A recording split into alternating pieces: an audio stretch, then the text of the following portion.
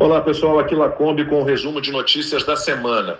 Definitivamente, de tédio ninguém morre no Brasil. A Polícia Federal cumpriu na manhã desta sexta-feira, por ordem de Alexandre de Moraes, mandados de busca e apreensão em endereços ligados ao ex-presidente Jair Bolsonaro em Brasília, na casa dele e no escritório que usa na sede do PL. Bolsonaro será submetido a medidas cautelares. Ele vai ter de usar tornozeleira eletrônica e fica proibido de acessar redes sociais. Bolsonaro também vai precisar cumprir o recolhimento domiciliar de 7 da noite às 7 da manhã e não vai poder se comunicar com o filho Eduardo, que está nos Estados Unidos, com outros réus no julgamento do golpe e com embaixadores e diplomatas estrangeiros. O ex-presidente tem ordem para não se aproximar de representações diplomáticas. A PF inventou que Bolsonaro tem atuado para dificultar o julgamento do processo do golpe e disse que as ações poderiam caracterizar crimes de coação no curso do processo, obstrução de justiça e ataque à soberania nacional. Na segunda-feira, a Procuradoria-Geral da República pediu ao Supremo Tribunal Federal a condenação do ex-presidente Jair Bolsonaro pelos seguintes crimes: organização criminosa armada, tentativa de abolição violenta do Estado Democrático de Direito, tentativa de golpe de Estado, dano qualificado contra o patrimônio da União e deterioração de patrimônio tombado. Se o ex-presidente for condenado, pode pegar até 43 anos de prisão. O advogado constitucionalista André Marcília desmontou o pedido da PGR. Ele disse que a acusação contra Bolsonaro e seus aliados é terem dialogado, feito interlocuções e atacado com palavras as instituições democráticas, algo que não é crime, já que a liberdade de expressão é protegida. Marcília também criticou a tese de crime de golpe de Estado por conta de um rascunho de um decreto, instrumento legítimo previsto na Constituição Federal. Ele explicou que, ainda que sua finalidade não fosse lícita, ele não foi posto em prática, não podendo, portanto, ser uma conduta criminalizada.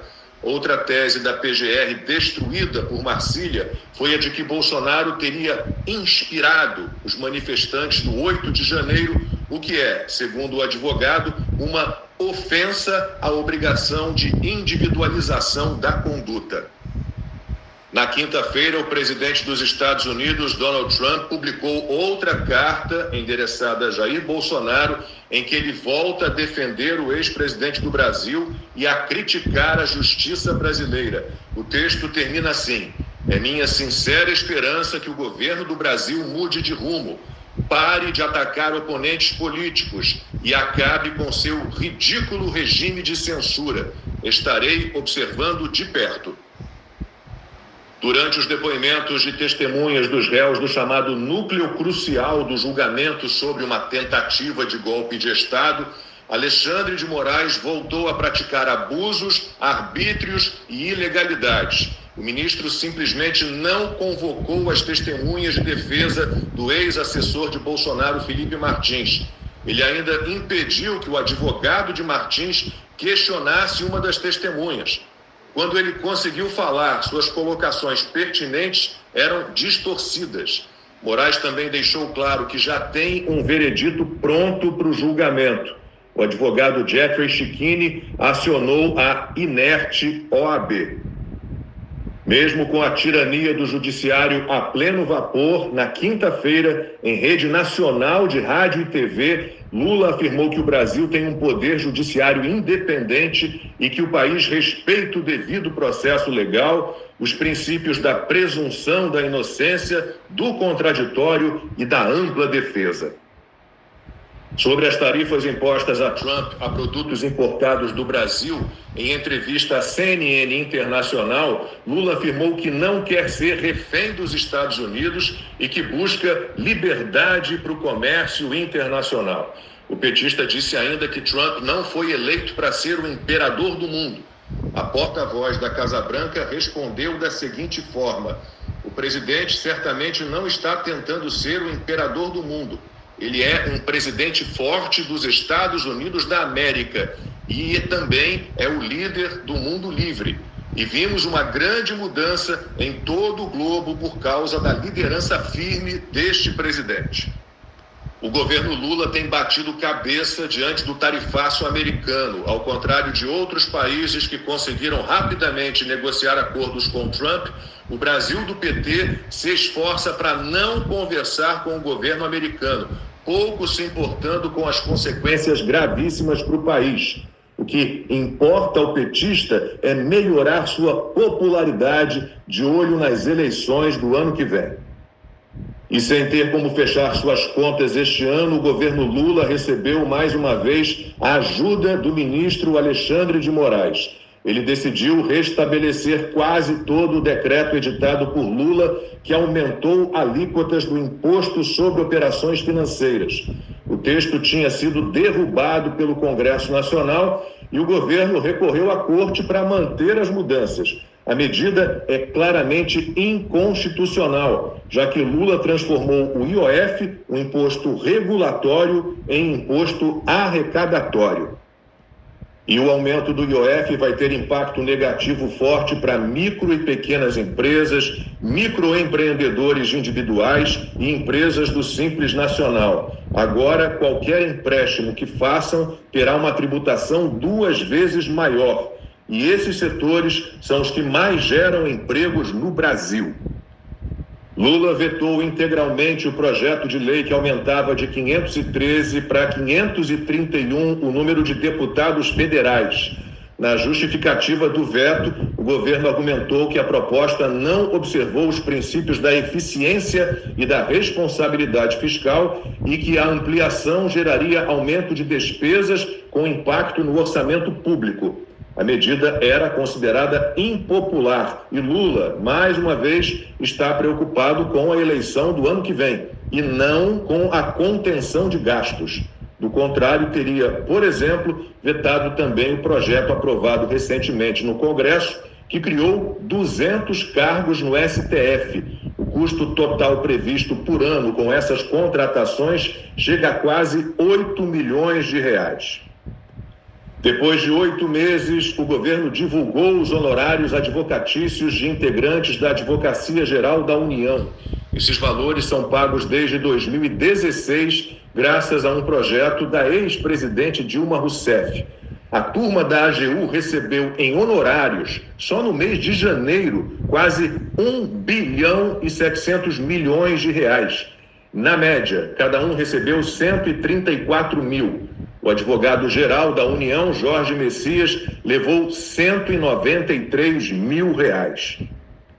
A Secretaria de Comunicação Social da Presidência abriu licitação para contratar 3 empresas que vão gerenciar a comunicação do governo Lula.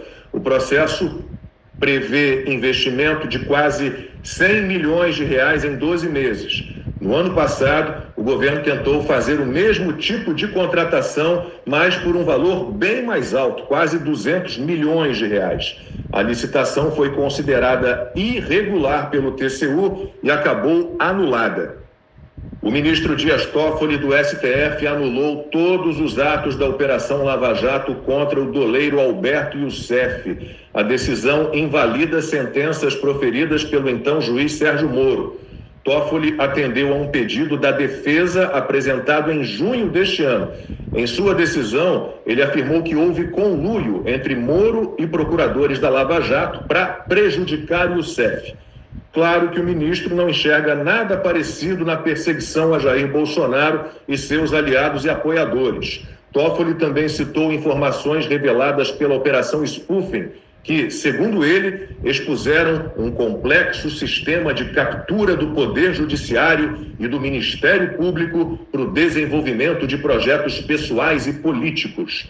A spoofing, deflagrada em 2019 pela Polícia Federal, investigou o ataque de hackers a celulares de integrantes da Lava Jato, incluindo Moro e ex-procuradores da operação. As mensagens foram obtidas ilegalmente e nunca foram periciadas, mas mesmo assim, para Toffoli, servem como prova de alguma coisa.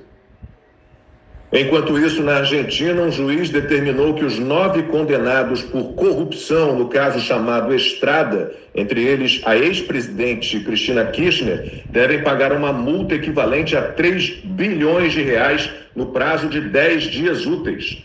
Caso o prazo não seja cumprido, a próxima etapa será a execução dos bens dos condenados até atingir o valor fixado.